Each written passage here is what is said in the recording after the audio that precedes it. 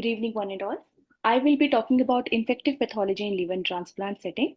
So in this talk, I will be covering all the major infections which can be encountered in post-transplant recipients and their salient features.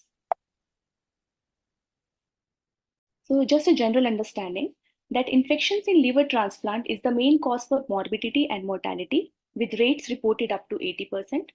According to United Nations organ sharing data, infectious complications are the major cause of death between 30 to 180 days of transplant.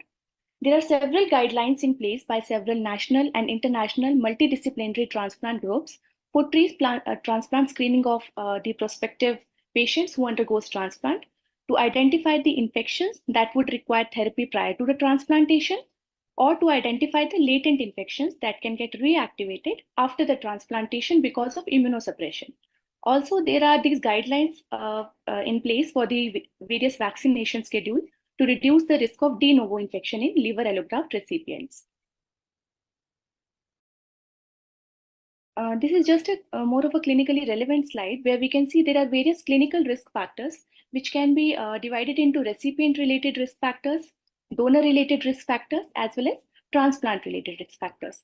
As we can see here that there are many post-transplant complications which can further increase the risk of infectious complication in the post-transplant period. Also, this is not to confuse you, just a general message that in the first month of post-operative period, their infectious complications are majorly because of transplant procedure related or because of nosocomial infection. As the time progresses, in the initial few months, there is increased risk of developing opportunistic infection because of reactivation of the latent viruses, or they can be derived from the donor or blood products. So as the time passes, the risk of infectious complication reduces.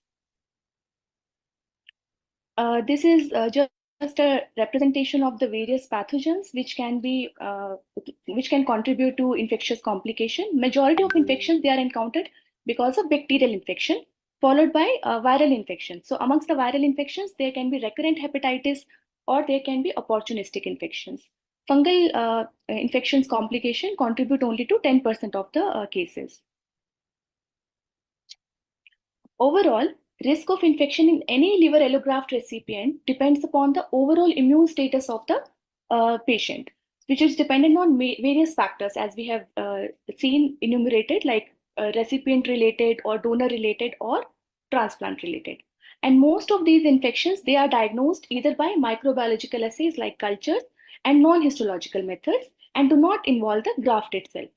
However, liver allograft may be involved either as a primary site of infection, such as the recurrent hepatotropic viruses, hepatitis B and C, or as a part of disseminated infections, such as bacterial or fungal infections.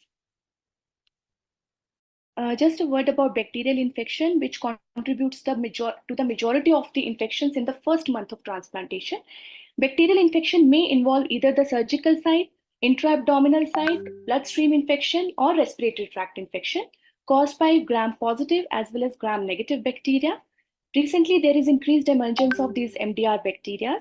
The diagnosis does not require the liver biopsy, but can be diagnosed by various cultures and microbiological assays.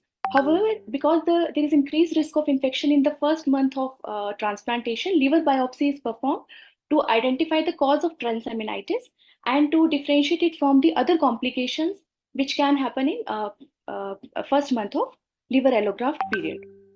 Histologically, it is uncommon to see direct evidence of bacterial infection in the liver biopsy.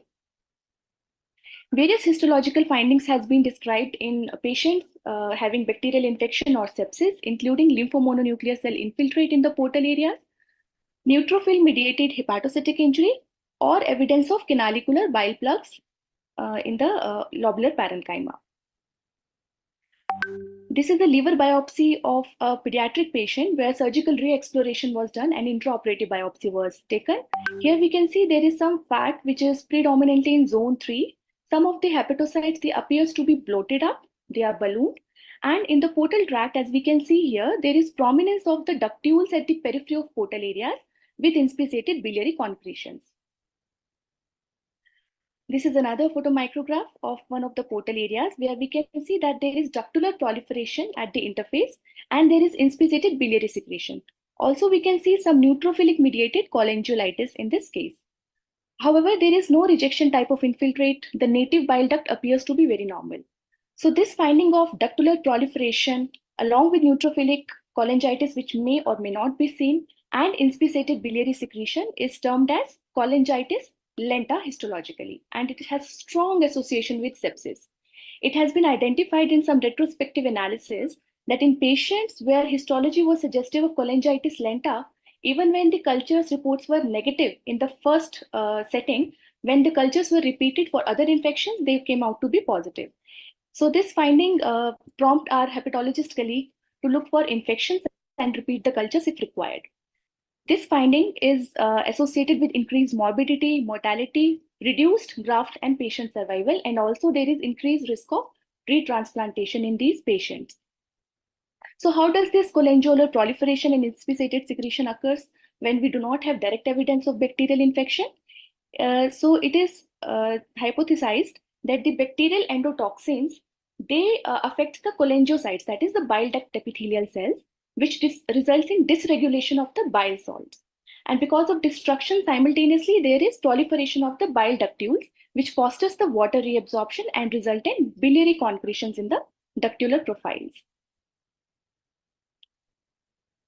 This photomicrograph shows another histological finding which we can see in septic patients. Here we can see that this is a central vein, and in central lobular area, zone 3 area, we have this thick biliary plugs. There is not much of lobular inflammation, just slight lobular dysentery and hepatocytic dropout. The portal tract here appears to be normal. So when we see this finding, especially in the early post-allograft period, we have to exclude the possibility of sepsis or early acute duct obstruction, where the portal features of duct obstruction are not yet established.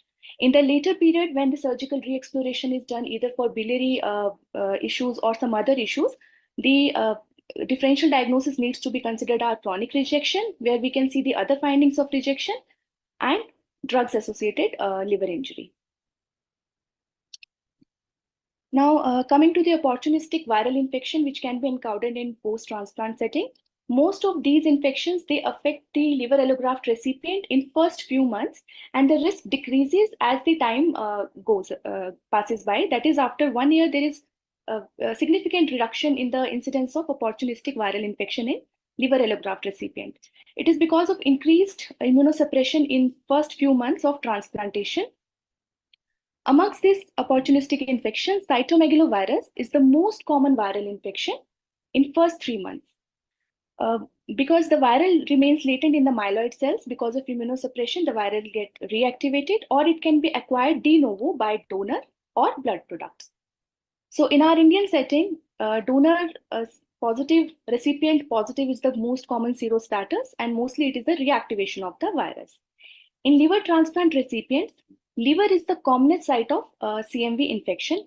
These patients, liver allograft recipients, they receive CMV prophylaxis in first few months, mostly from 3 to 6 months. And later on, there can be delayed onset or delayed activation of the virus, where GI involvement is predominantly seen. The diagnosis rests on histopathological findings, but CMV DNA levels by quantitative PCR remains the gold standard to diagnose this CMV hepatitis or CMV infection. So this is the histological photomicrograph where we can see there is a neutrophilic abscess. This is the lesion which should prompt us to look for these typical inclusions of CMV. Here we can see that the hepatocyte is enlarged, and then there is intranuclear eosinophilic inclusion, which is suggestive of CMV. So whenever we see this neutrophilic microabscess, particularly in first few months of liver transplant biopsy, we should always do serial sections. And if these typical inclusions are not seen or we are in doubt, we can always take the help of immunohistochemical stain, which detects the antigens in the nucleus. Also, this microabscess is not a very specific finding for CMV. We can get another features as well.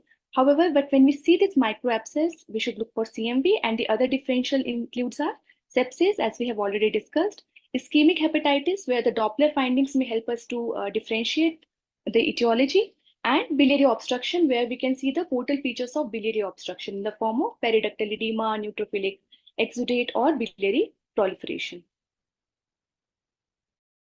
CMV can also affect the bile duct epithelial cells. We can see that there is intranuclear inclusion, the cell is bloated up, some cell cytosolic viral cytopathic changes are also seen.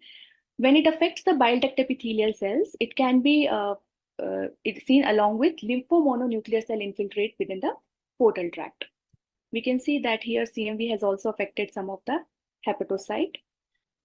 In few case reports, CMV is also associated with recurrent biliary tract complication, recurrent cholangitis. Very rare case reports of biliary stricture resulting from CMV infection. Next important virus is Epstein-Barr virus. So most of us in adulthood, we are exposed to EBV and it remains latent in B lymphocytes controlled by natural killer cells and cytotoxic T cells. In pediatric population where they are EBV naive or EBV naive recipients when they receive an organ from the seropositive donor or the patients who receive heavy immunosuppression, they are at risk of developing EBV. Clinically, these patients may have asymptomatic viremia, infectious mononucleosis like illness. The most dreadful complication for EBV in post-transplant setting is the development of post-transplant lymphoproliferative disorder. It is also associated with smooth muscle tumor and it has EBV has association with smooth muscle tumor. The diagnosis rests on EBV DNA levels or EBV demonstration on the biopsy by Eber-Ish.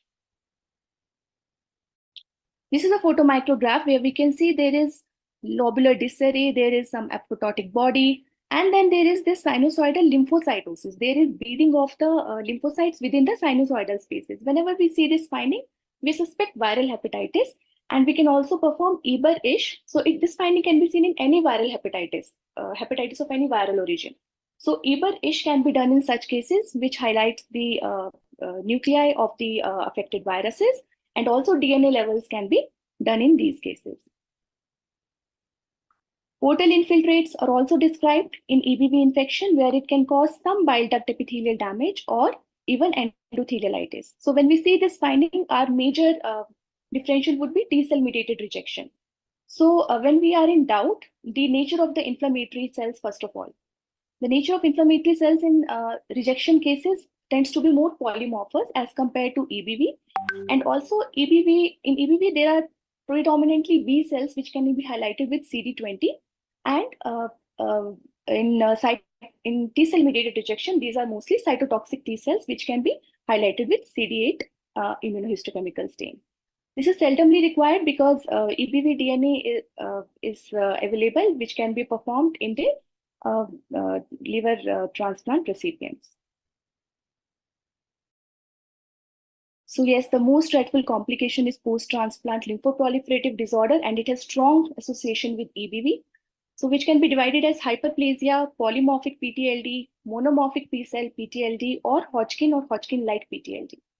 In solid organ transplant, particularly in liver transplant, monomorphic B-cell PTLD are the most common PTLD, and it has strong association of approximately 50% with Epstein-Barr virus.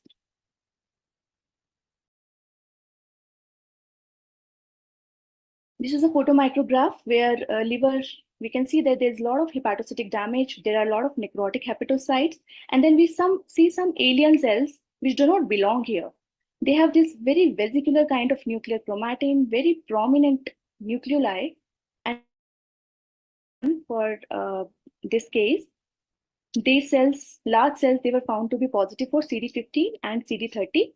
It was a case of classic Hodgkin lymphoma, EBV related in the post-liver transplant setting. Another important opportunistic viral infection is HSV. Mostly it is a reactivation of the latent virus, but it can also be derived de novo from the donor. So when HSV involves the liver allograft recipient, mostly mucocutaneous lesions are seen. However, liver involvement can be seen as a part of disseminated infection. And whenever that is present, it is associated with fatal outcome with 71% mortality rate, which is reported in literature. And mostly it is seen in early post-transplant period. It is because of delayed treatment and high rate of immunosuppression in the early post-transplant period. The diagnosis can be established either by liver biopsy or on high clinical suspicion, PCR-based assays can be performed to identify this infection. So this photomicrograph shows the typical pattern of liver injury in herpes simplex virus, where we can see these random foci of confluent hepatocytic necrosis, which are azonal and very coagulative kind of necrosis. At the periphery of these areas, one can see the nuclear inclusion. So this is one of my case where we can see that there is multinucleation, there is margination of the nuclear chromatin, and there is molding of the nuclei, which is very typical for herpes simplex virus. Also, this pattern of necrosis, this ischemic kind of coagulative kind of pattern of necrosis can also be seen in ischemia. So one has to take help of Doppler investigation when we don't find the inclusions, and also the other features which supports HSV. That is PCR or quantitative HSV levels. Another opportunistic infection is adenovirus, which can also show this coagulative type of necrosis, but very smudged appearance of the nuclei. Adenovirus is not very commonly seen in India, but there is increased risk in the pediatric age group and the patient who receive combined small bowel liver transplant. In these cases also, this kind of pattern of necrosis, very coagulative kind of necrosis, can be seen along with viral cytopathic changes. It can cause significant hepatitis within first 6 months of transplantation, and histologically with the viral infected cells, which can be highlighted with immunohistochemistry, one can establish the diagnosis. There are few case reports of adenovirus associated necrotizing cholangitis and loss of interlobular bile ducts. Another opportunistic viral infection is human herpes virus. It is closely related to CMV. As such, human herpes virus does not cause significant inflammation in the liver, but it acts as an immunomodulator. That is, it can potentiate other graft complications, including recurrent infections like recurrent hepatitis C virus, or emergence of CMV or fungal infection, as well as rejection episodes.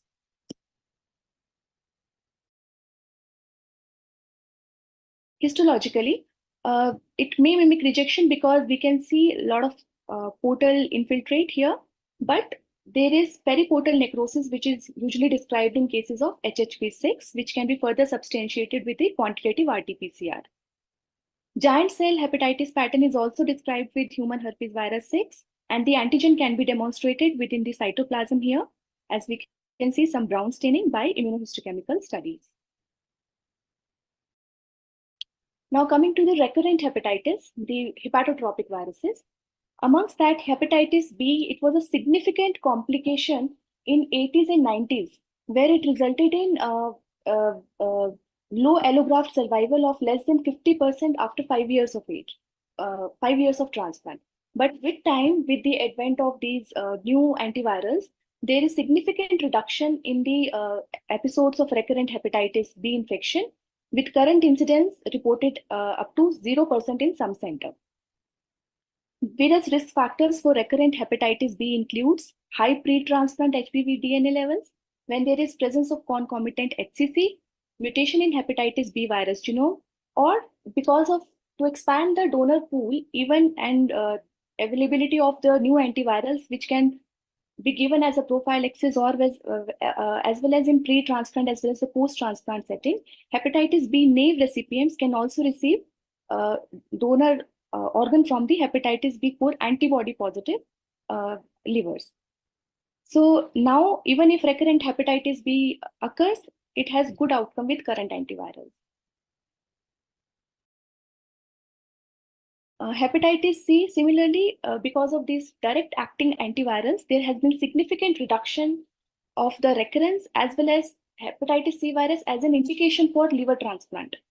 And also, there is less graft damage and dysfunction with these direct acting antivirals, better outcome after the liver transplantation. The risk always remains in the patient who are untreated, and there is increased risk of graft dysfunction as well as graft damage in these patients. So as soon as the portal reperfusion is established, hepatitis C tends to colonize or the hepatocytes, resulting in active viral replication and recurrent hepatitis C. In today's scenario, there is limited role of liver biopsy compared to previous era where there was always diagnostic dilemma, whether it is recurrent hepatitis C or it is rejection. So in today's era, it is of not of much problem to us, and there is limited role of liver biopsy even to assess the progression of recurrent hepatitis C because of non-invasive tests such as transient elastography.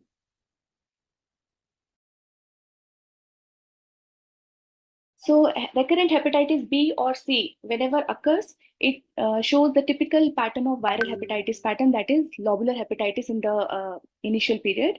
This is a photomicrograph of hepatitis B core antigen. We can see that there is not much inflammation in the background. The portal areas here appears pristine.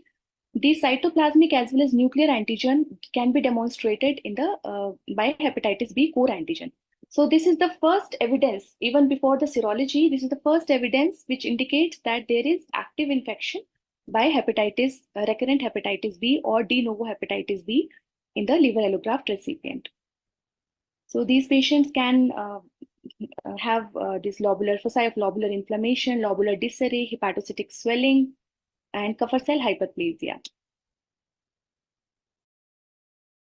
So the patients who have high immunosuppression, they can have this severe necroinflammation in the liver biopsy, as we can see here, that there is some portal infiltrate, lot of lobular necroinflammation, and this is the central vein where we can see there is central perivenulitis. That is, there is hepatocytic necrosis in the zone 3 central lobular area.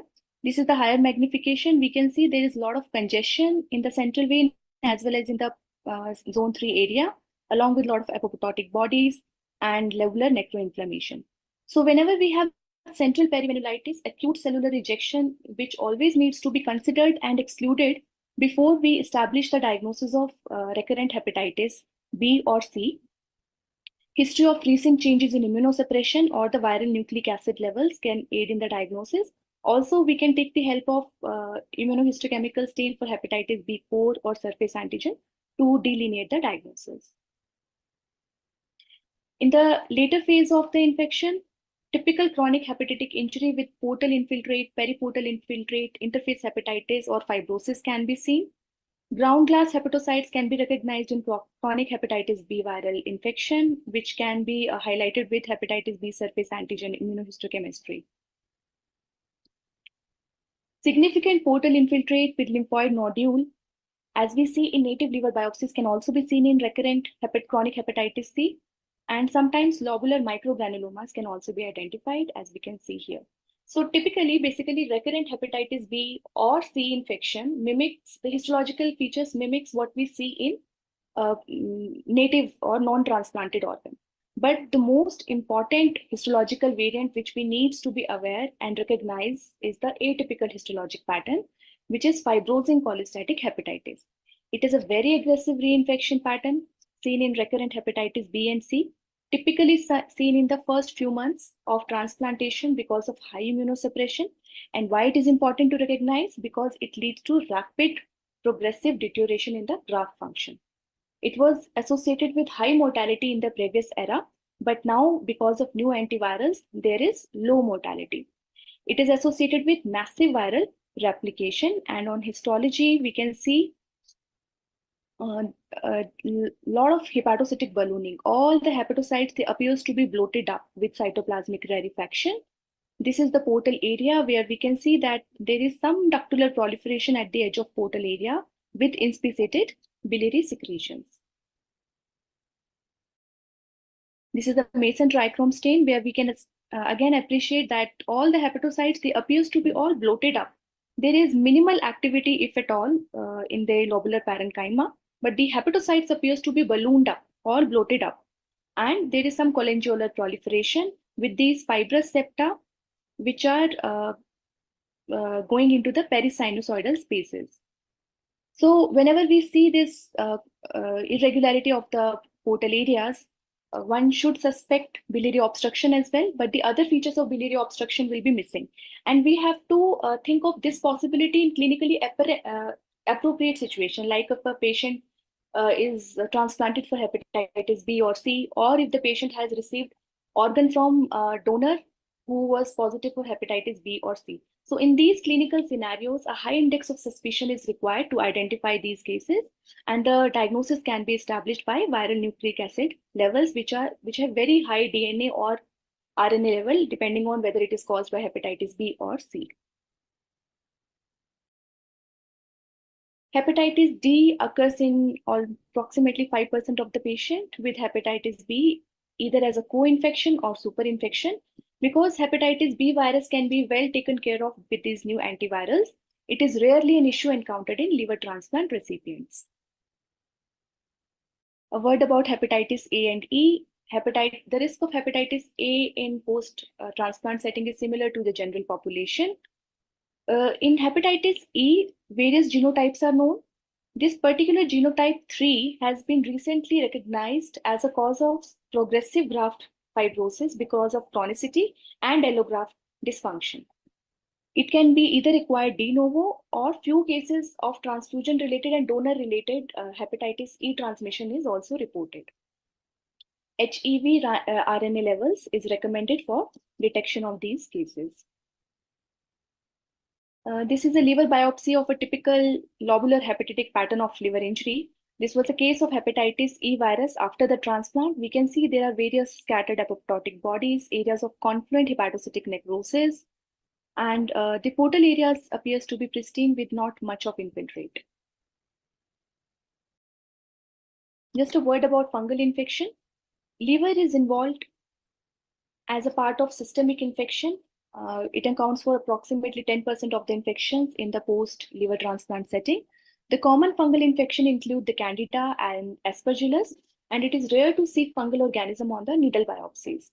This is a case where there were these lot of granulomas in the liver biopsy, and special stains were thrown for, of course, Mycobacterium tuberculosis because of the presence of granuloma, which was negative. And here we can see this is a GMS stain. Here we can see the silver positive structure, silver positive yeast conforming to the morphology of histoplasmosis. So these are the take-home messages. I would like you to take that bacterial pathogens account for majority of the infections in liver allograft recipient, followed by viruses, which could be opportunistic or recurrent infection. When we find cholangitis lenta on histology, it has strong association with sepsis. A clear communication with the hepatologist is required to look for infections in these patients. CMV and EBV are common opportunistic infection in post-liver transplant recipients. Because of the risk of post-transplant lymphoproliferative disorders, one should always keep in mind about EBV.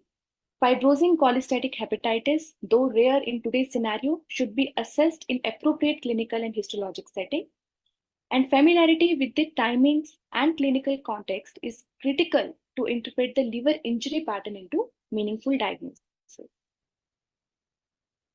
With this, I conclude my talk. Thank you very much. Thank you very much, ma'am. That was an excellent talk. And we will start off with the second talk by Dr. Mukul now.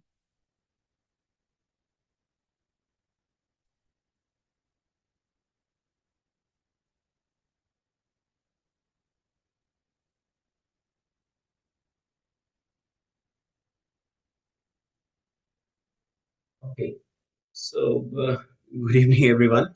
So today I'll be talking about antibody-mediated rejection in liver transplant. I'm Dr. Mukul. I work as a consultant pathologist at Dr. Alliance Institute of Medical Center, Chennai, and I'm interested in pathology.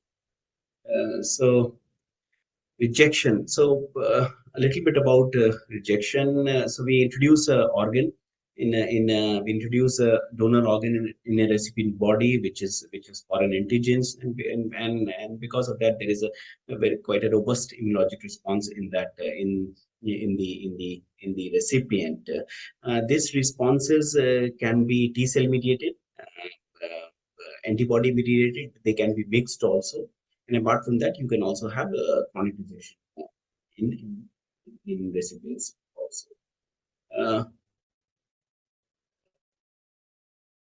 T cell is one of the most common rejection, and we need to even we are talking about antibody mediated rejection today. We need to understand that most commonly what occurs is T cell mediated rejection in especially in grafts, up to 25% of in the first year, and usually happen within a month. And it's immunologically mediated injury that creates specific targets, bile ducts, bile duct epithelium, and vascular endothelial cells, and the diagnostic inflammation, duct damage, and related inflammation. And this is the typical histology. So we need to remember what the TCMR with this inflammation. You can see mixed inflammation, endothelitis, and bile duct injury. Also, this is the most common rejection in the liver allograms. Coming to antibody-mediated rejection, this is uncommon. This is uncommon because of various reasons. One of the most common is the liver is a immunoprivileged organ, and there are various reasons for that. And for majority of the time, actually up to I think some time back, actually it was not believed that liver can have AMR. And why? Because liver is a big size, and it has hepatic vasculature is dual. There is flow of hepatic artery as well as portal vein, and because of portal vein there is continuous exposure from the foreign antigens, or from the food antigens, microbial antigens. And so there is continuous exposure, but with no sensitization. The distribution of HLA class 2, which are important in cases of antibody-mediated rejection, is also limited. There is secretion of soluble class A1 molecules that form immune complexes with antibodies, and they are also which are cleared by cover cells. So the cover cell they also phagocytose platelet aggregates, immune complexes, and activated components. And also we all know that the liver has remarkable regenerative capacity injury. So these are various reasons why liver is considered immunoprivileged organs, and it was and considered that a humoral rejection was possibly does not occur, and if it occurs, it's usually some chemical. It does not causes liver failure. But now we know that there is a threshold, and when you have complement active antibodies with high mean fluorescence index, you know that they can cause complement activation, and antibody immunity injury can happen in liver.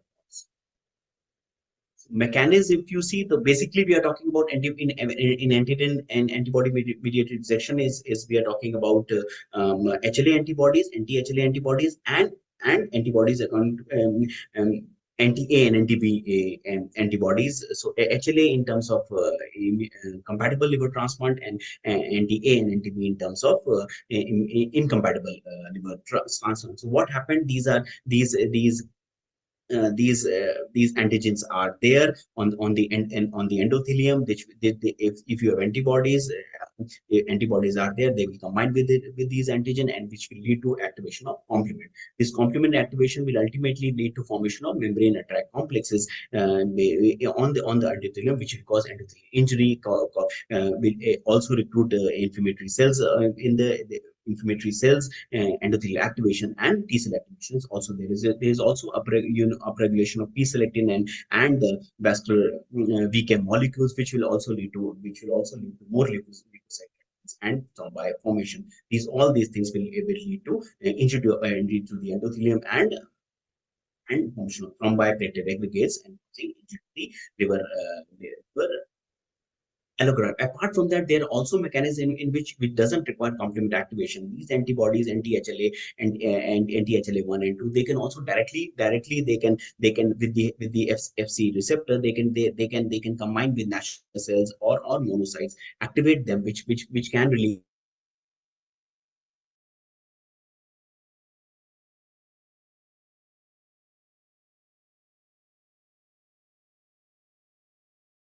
acute rejection, and there is chronic antibody-mediated rejections. Hyperacute is extremely rare now. It usually used to happen earlier between 90s and 1980s and 1990s when incompatible liver transplant were tried, but there was no way to nothing was done to decrease the titer of anti-A or anti-B antibodies. Now we know that we do anti-depletion therapies are done, plasmapheresis is done, rituximab is given to these recipients, so the titer is decreased, and this hyperacute is generally does not occur now, actually, and or is very rare now. So, so if you happen, if it happens, if somehow there is this reaction happen, if you happen to see, then you can what you can see again in these cases, in the pathology you will see deposition of fibrin, platelet, neutrophils, as well as RBC invasive sinusoid. It can lot of congestion, and it will lead to cognitive necrosis, and ultimately in severe cases capacity necrosis. It's one thing is important here. Even in case of hyperacute rejection uh, in liver, it does not happen immediately. Just like renal transplant, you if you have hyperacute, immediately on the table probably they will have severe rejection. Hyperacute can rejection you can have for few days, you can have normal enzymes, and again in day two or three severe hepatic dysfunction. But again, it's extremely rare. Now, if you happen to see, this is in like you, if you, there would be there is extensive necrosis in this liver biopsy. You can also see inflammation in the. This is a portal area. You can see some inflammation, lymphocytes, eosinophils also extensive. All the hepatocytes are necrosed, and there is also congestion. ABO occur in cases of it can occur in cases of ABO incompatible liver transplant, as well as compatible liver transplants. Incompatible transplant. It's because of again the donor specific antibody, which are antibodies. And what has been proposed is it's rare, less than 1%. What has been proposed is that it can cause early allograft loss. So the data from the Baylor and Pittsburgh, if you see, they have said 10% of the allograft loss is because of antibody mediated rejection in the liver. And what has been proposed that it happened, there's a two-hit hypothesis. So in these cases, either TCMR, there is TCMR, or because of infection or ischemia, there is upregulation of HLA. Upregulation of HLA happen, which will lead to severe injury to the liver. How they present, the most important finding is when if you treat them, they don't respond. So a rejection in an allograft which does not respond to corticosteroid therapy, we need to consider it possible. Those cases, clinically, you will have refractory thrombocytopenia because there is platelet aggregate and formation of thrombi.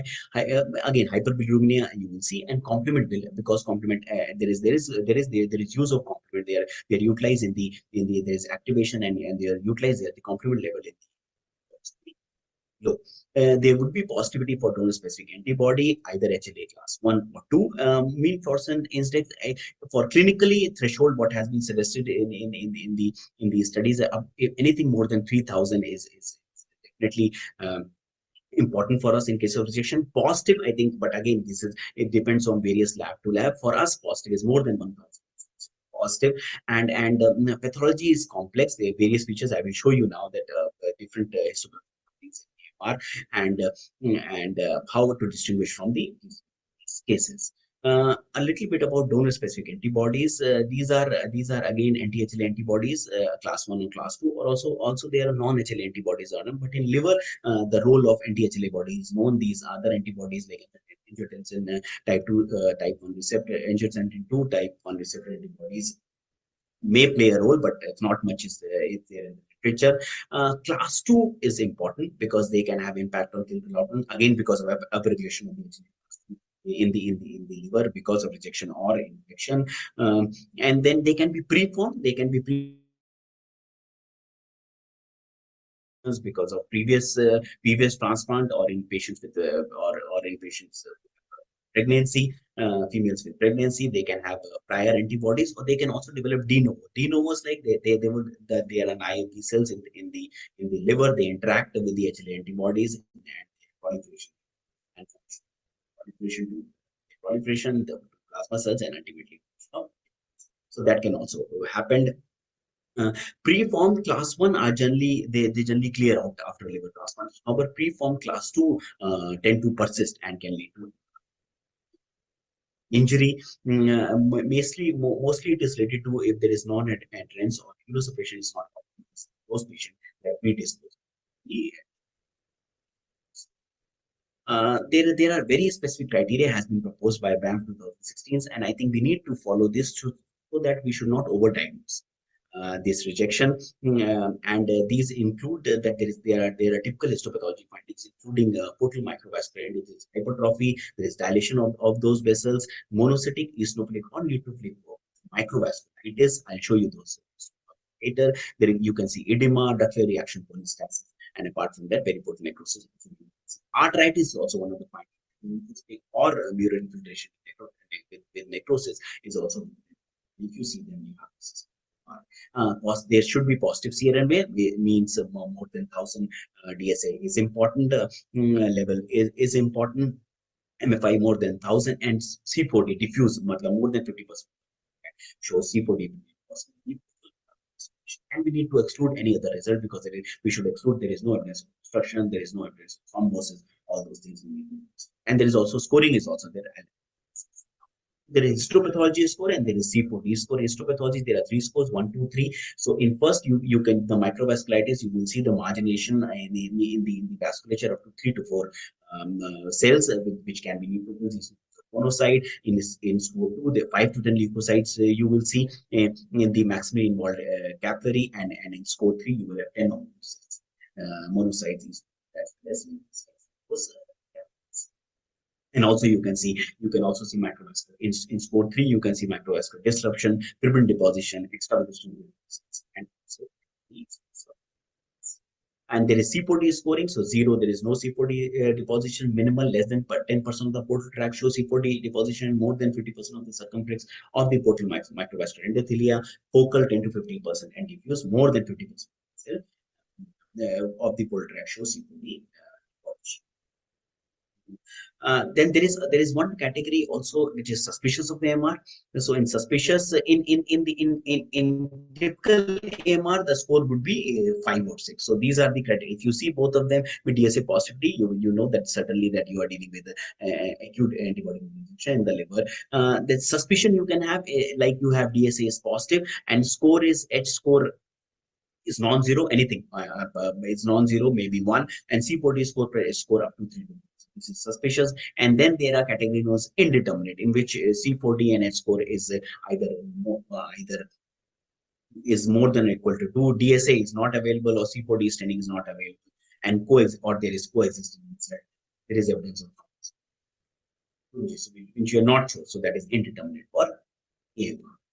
Just to show you this is a case of AMR. Most of the time, actually, AMR is associated with T-cell. So you will see features of most of the time, severe T-cell mediated rejection. It means there is typical inflammation in the portal area, there is venulitis, and there is duct injury also. Like see in this case, you can see these portal tracts here, and you can see that there is typical inflammation here, quite moderate to severe inflammation in the portal area, in the portal area, mimicking in the low power like that you are just dealing with the T-cell mediated rejection also. And there is also evidence of, you can see in the central vein, central area also there is evidence of endothelitis. So in low power it can mimic just TCMR, but we have to look for certain signs which is known as microvascular.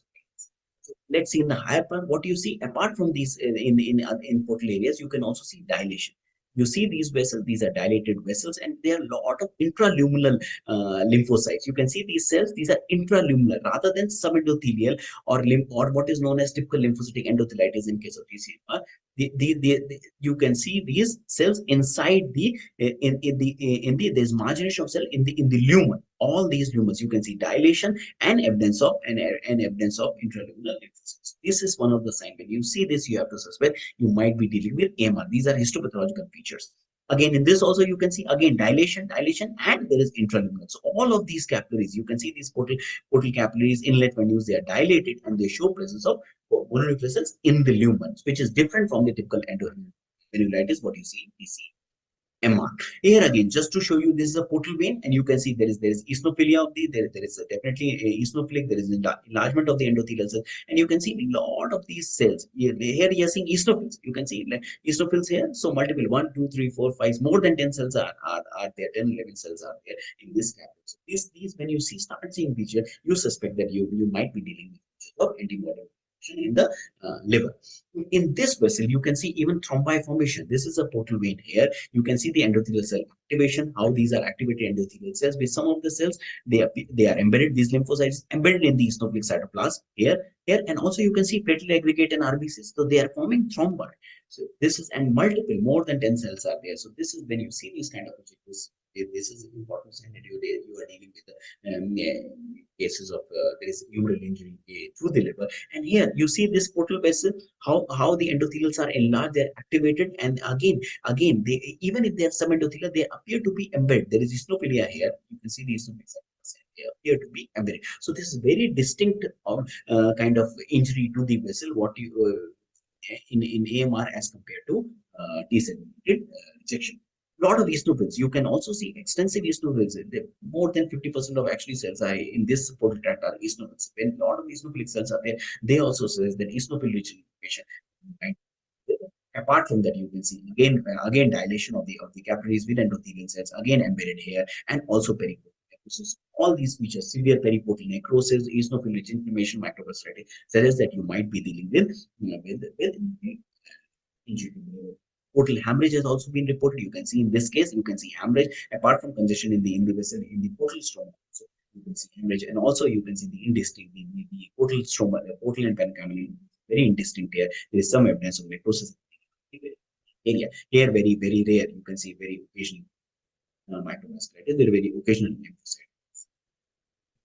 Arteritis happen to see generally arteritis is uncommon in needle biopsy until you see a large wedge biopsy, or you get a transplant because of failure because of AMR. You might appreciate them, but sometimes rarely, like in this biopsy, you can see this artery here. There's mural infiltration, and here you can see the typical artery. If you recall, if you've seen renal case in rejection, this is the arteritis. When you see this arteritis in the severe, this is again severe rejection. You can see the periportal spillover, periportal. There is a lot of interface kind of activity happening, and also severe rejection, arteritis, and also you can see so here also you can see arteritis. Here also you can see. So these features when you see, they are also with. Now, if it progresses because of so much of vascular injury, what happens in the vessels, in the periportal vasculature or biliary plexus, that also they also get occluded because of thrombi, and which will lead to injury to the that will lead to ischemia, and they are thrombus, so blood will not able to blood flow is not possible in those vessels, which will lead to bile duct injury. So this is a sign. You can see this is the bile duct injury with there is atrophy. You can see atrophy of the. And also typical like this is looking like that you're dealing with a case of sclerosing cholangiopathy. So with these findings, if the injury progresses, so many times the antibody does not respond, they will lead to severe injury to the bile duct, and you can see this is also one of the features which you need to see. But again, you have to show other possibilities. Also, you should know that there is no other stricture there. And you have DSA and other areas in the vaccine.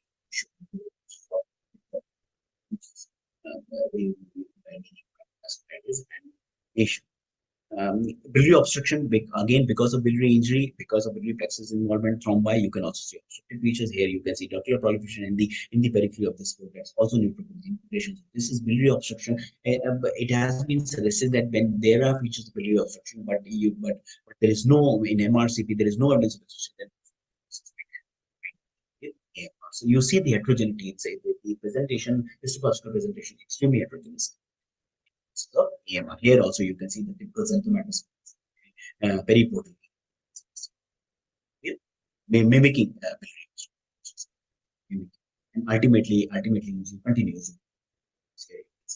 This portal is still inflammation and dilation and of the capillary, no duct, and here CK7. This was earlier known as vanishing patterns. AMR persists.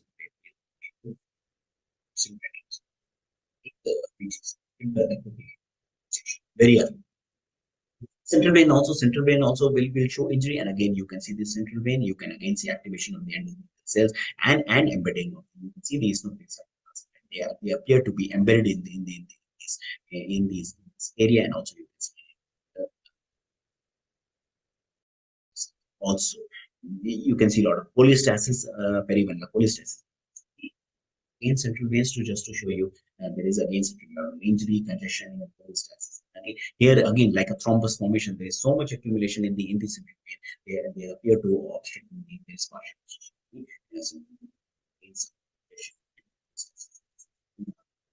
signs.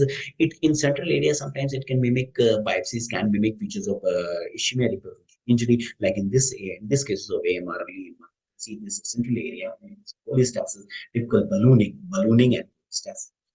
There is ballooning of these hepatocytes, rosating, mimicking the ischemia function. Rarely even venous occlusion. But you have to exclude other possibilities. There are other possibilities. Necrosis are again continuous injury to necrosis, also like in this case, macrophages. That was all about compatible liver transplant. Incompatible, if you're incompatible liver regard, you can I think some 5 or 7 have AMR in these cases. Usually now we also in our center we all optimize them. We do plasmapheresis, we do using therapies to reduce the B cells so that are reduced in them. And it happens when you have the titers are more than 1:6. For us in our center, we usually maintain titer.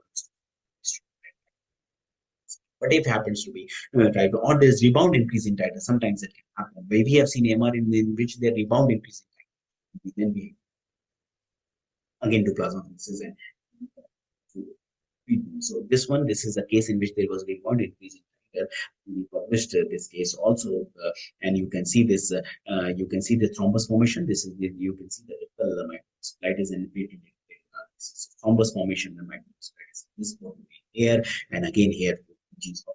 Edema in the edema necrosis. You can see MR in case of incompatible. If it progresses, you can also see necrosis, severe injury, and show you a lot of necrosis here. Again, if it progress, it will progress again because of the occlusion plexus. There is ischemia of the against fibrosis. Here also you can see the case. Progresses. If it progresses, it severely stages.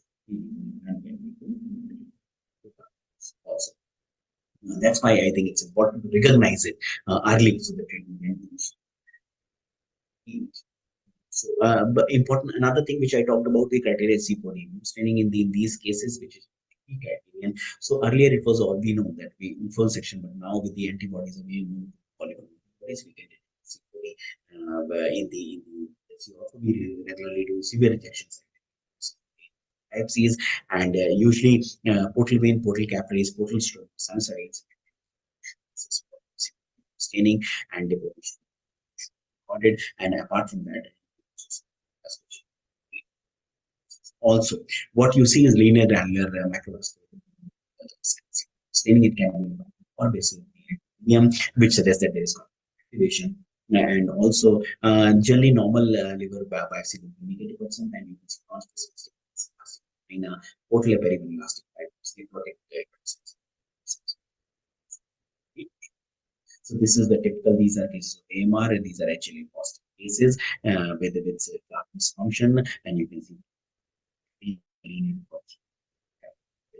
veins as well as capillaries. Here also you can see linear and granular stain. And here also you can see again to show you this is another case in which there is strong vasculature, inlet venules, portal vessels, and also in the sinuses. You can see the typical granular. You appreciate the granular the sinuses. So, again, to show you what medicines possibly in a sense condition, it's expression. These cases of C4D strongly. So all these area when we are and here you can see the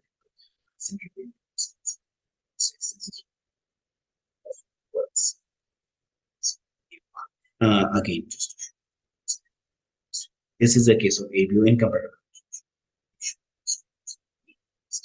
But I think it's important that the important thing is TCMR remains important. AMR can occur. If it can occur, it is uncommon. If it occurs, it can cause dysfunction. But the similar features you can see in other injuries also, which I shows you, like ballooning in ischemia perfusion, you can see cholestasis. So we need to exclude other insults also. So we need to say, okay, what was the ischemia time in the case of disease? So ischemia time in this case, infections can lead to cholestasis, can lead to ductal proliferation, and it can lead to inflammation, polymorphs. You see polymorphs. So these are also need to be excluded. Portal hyperfusion can show features of congestion, inflammation, and cholestasis also. So these things are important. When we are considering, we need to exclude other insults and make it possible. With the histopathological features, C4D, DSA, and HCD. So, it should not be over-diagnosed. A bit about, there are a few slides on chronic antibody-mediated rejection in this. So around some percentage of cases with de novo DSA, develop this chronic antibody. There's a lot of work going on, and still it is very unclear that actually how this happens. But it has been shown, especially in case of pediatric, because pediatric patients who have survived 5 year or 10 year, they don't have recurrence. Most of the transplants are done for biliary reason. It does not recur in the allograft. So whatever features you are seeing, you may attribute to immune mediated injury. So what it has been seen in when these pediatric patients and biopsies have been done, even protocol biopsies, because many times there is no dysfunction, there is evidence of some inflammation and fibrosis area, and they have DSA positivity also. So it has been attributed maybe because of DSA, antigen antibody reaction and complement activation is happening, and continuous low grade injury leading to fibrosis.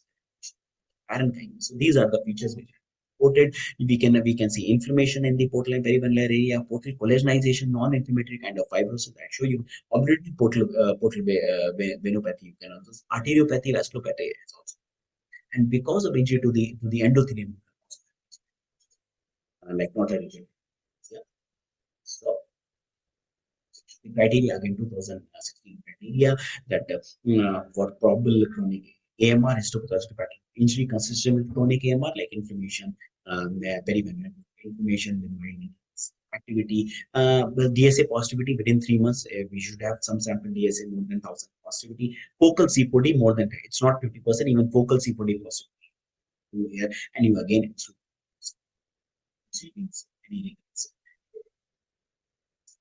exclude that.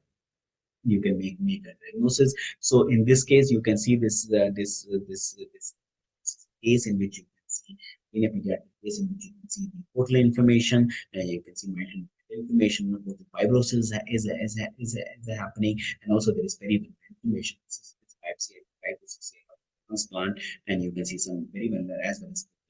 So in this case, in this case here you can see dense portal collagenization. You can the typical obliterated venopathy in a case in which may be suspected chronic AMR.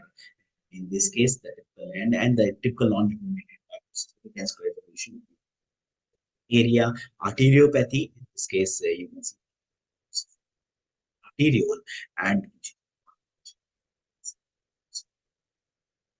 So chronic MR is still, I think there's a lot of happens, and it can protocol biopsies identify these features, and with DSA positive, we may suspect it.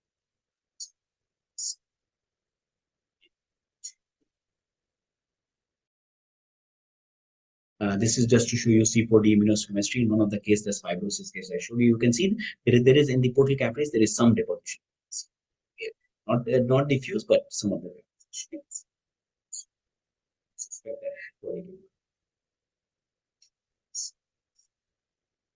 Thank you.